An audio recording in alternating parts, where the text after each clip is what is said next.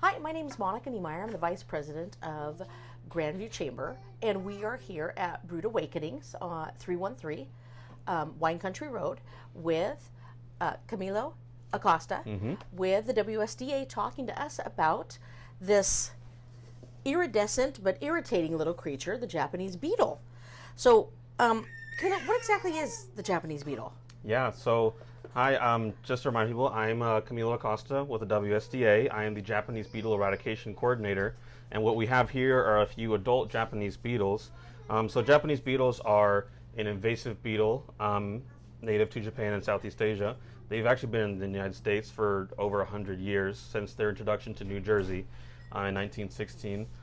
They are very, very good invaders because they eat over 300 species of plants. They don't really care what they eat. They're they're generalists in that way. The grub, you may hear them being called. They eat the roots of turf grass and other ornamental plants, so that makes them a pretty devastating threat to agriculture, people's gardens and lawns, and then also just our natural resources in general. Yeah.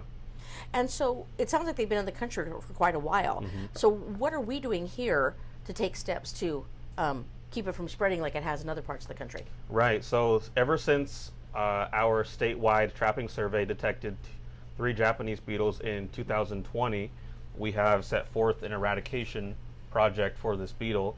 After catching 24,000 in 2021 and over 23,000 in 2022, we're continuing our eradication program, which consists of 3 main parts. Those are the chemical control with a product called Acelepryn that we will mention a little bit later.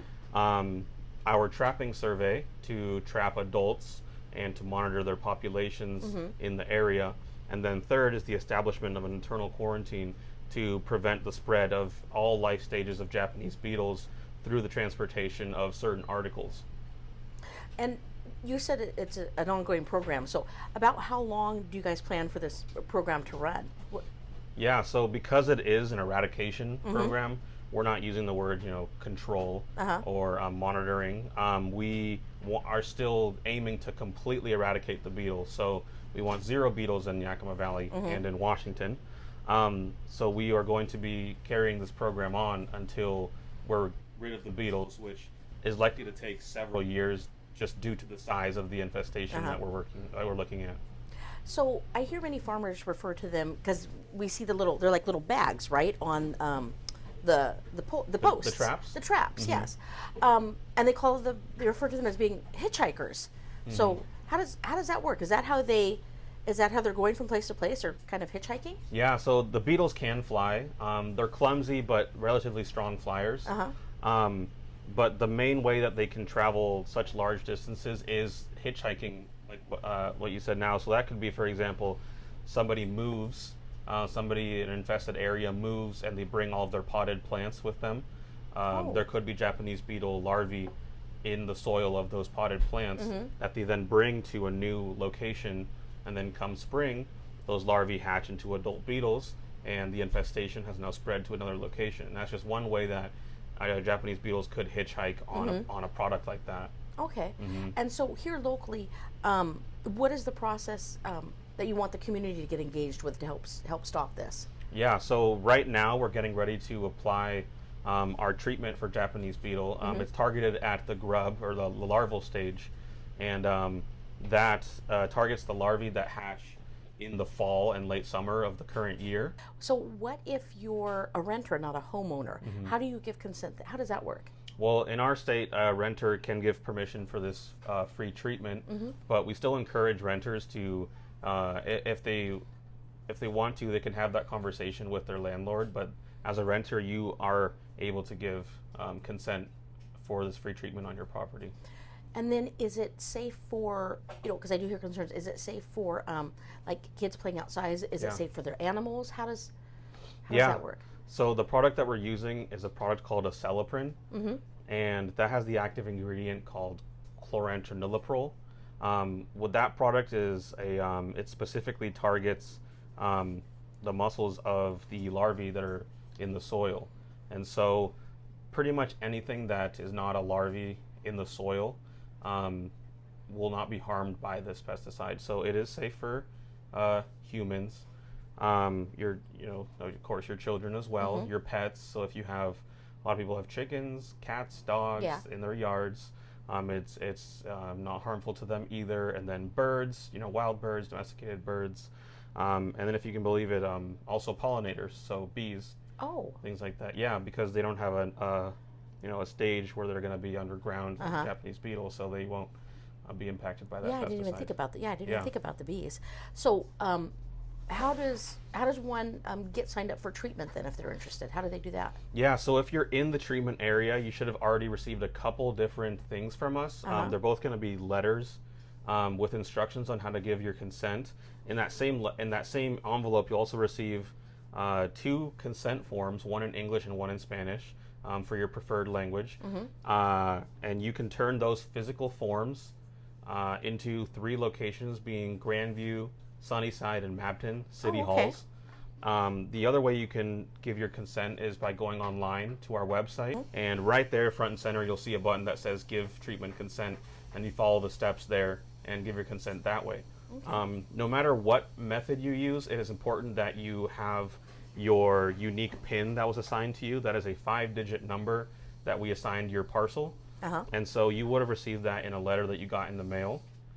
And if you lost that letter, or you forgot your PIN, make sure to reach out to us, to our hotline, through email or phone. Another way you can give consent is one of our staff possibly knocks on your door, or you see them at a tabling event in front of a grocery store, or at Valleywide Farm Store or Safeway, something like that, or at Mabton City Hall. They can help you walk through that process, as they will have an iPad that they can just easily pull up the form and fill it out with you and answer your questions. So for the people that come to the door, and for people that don't know, it's probably a little surprising. I'm going to guess that they're there, you can recognize who they are, there's no cause for concern. Do they have WSDA on them? Yeah. Or okay, great. Yeah, so all of anybody that's in the field with for us at any time always has a bright safety vest on. They will all have their state ID in the breast pocket or on a necklace, on a lanyard, and they'll be easily identifiable. They also say WSDA Pest Program on them. So yeah, it is obvious that they are with our program. So if anyone has questions, they can call that same number that they probably would call with other questions. Okay, great. So Camilo, if you show up at someone's door, what would the sign-up process be like? What would they expect? Yeah, so my staff are out there currently. They have been since February, and they all carry around these really awesome iPads, and we can pull up your information really easily with our mapping system. And so let me show you. We already have pulled up an example, for example, her giving consent for her property if she lived in Grandview. So you can see it's a really simple form. It's just a couple yes or no questions. And easy to read. And it's easy to read as well. We love these iPads because we can zoom in and everything like that.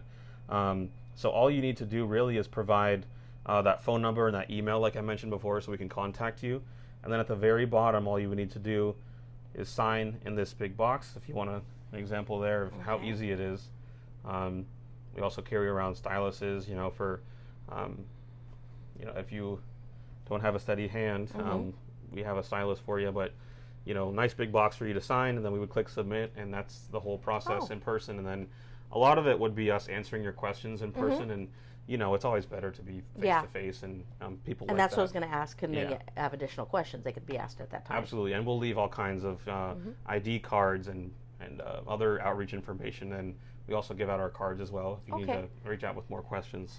So what do we do if we end up seeing one of these little critters around? Yeah, so we're going with this year. The public has just been so helpful in finding beetles and reporting them. So we want to keep that up this year. So if you see a beetle, report that beetle.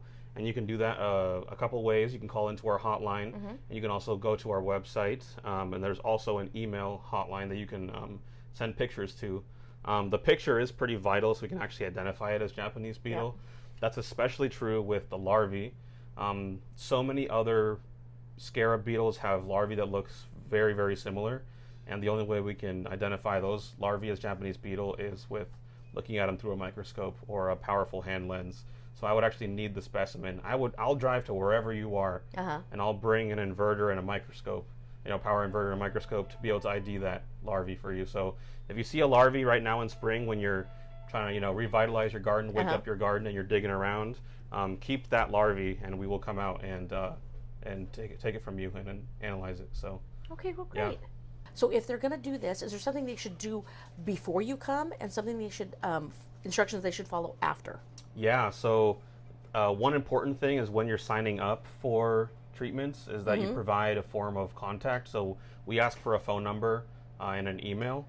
And so those are ways that we can contact you before the treatment occurs. So that will be 48 hours in advance. You will receive a phone call, text, or email, depending what you put down in the form as your preferred contact. And it'll tell you things like, 48 hours from then, we will access your property and do this treatment for Japanese beetle. Please have your gates unlocked so we can access front and backyards. Make sure you clear things like kiddie pools, toys, animal food and water bowls. Get those off of the lawn, off of the turf grass areas. And then that's how you can help us. Our contractor will show up and then have a nice clear surface with gates unlocked, and that treatment will go by really quickly if you help us just with those couple things. And I'm guessing with everybody having different size lawns, some to just a front yard, backyard, and some, maybe even being, larger in acreage size, the time frame is really just going to just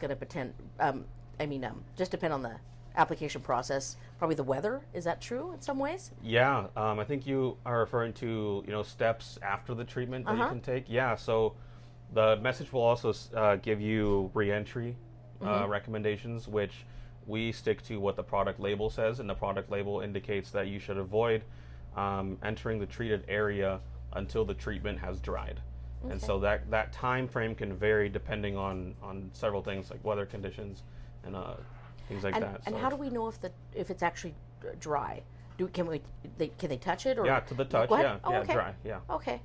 And then what other things that you would like to bring up? Maybe a question I haven't asked that you find is a lot common. People ask you quite a bit, or concerns that they have. What is something that you would like to just say and address to the community? Yeah, one thing is, and it's a very valid concern, is a lot of residents bring up the safety information and safety concerns regarding the pesticide Acelepryn. So WSDA has actually partnered with the Department of Health to create a frequently asked questions safety sheet for this specific product for use for Japanese beetle eradication. The link to that website we can also provide. Okay. But DOH has put together a really comprehensive fact sheet regarding Acelepryn and its safety risks to humans. And like I mentioned before, it does not pose a risk to humans, pets, mammals, birds, and other possible non-target insects. So that's one thing that we get a lot of questions about, that I just want to keep repeating, that we have information for people to go out and read about the safety concerns regarding this product, because like I said, those concerns are valid. We are using a pesticide, so we completely understand those concerns, and we want to provide the information and those answers, in that way. And then if you're not able to get to one of the locations that they're at, I think you said Valley-wide, IGA, hopefully Safeway here soon. Here at Brood Awakenings, there are flyers here with that information, contact information, and from there you can reach out and schedule your treatment, or simply just contact them with questions that you may have. So, there is one other topic I think I want to bring up, and that is has to do with the internal quarantine. So that impacts residents in the treatment area because it limits the transportation of yard debris.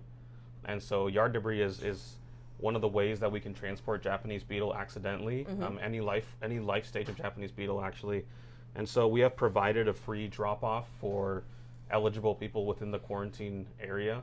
And so that's at 875 Bridgeview Road here in Grandview.